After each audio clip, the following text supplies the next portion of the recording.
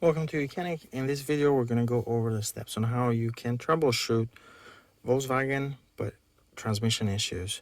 So here we're using the YOUCANIC scanner. This is able to read codes and clear codes and do a lot of testing, but not only on the engine control unit, but also transmission control unit.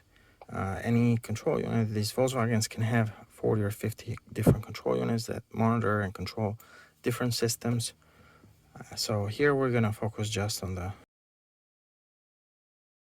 transmission control unit. So you can go to diagnostic and then you select the make and model. So you have all the makes here. Scroll to the bottom, select Volkswagen.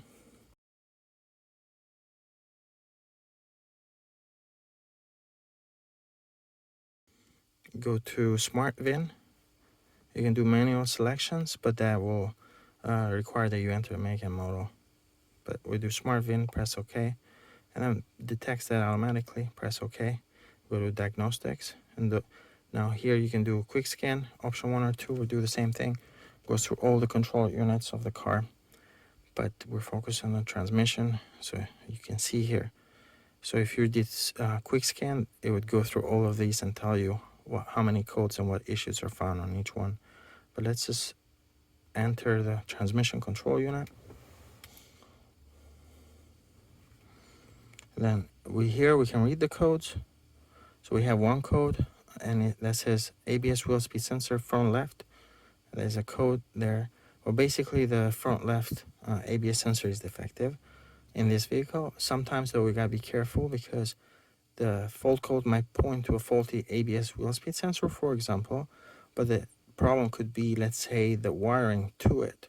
And in some very rare cases, the problem might actually be the ABS module itself.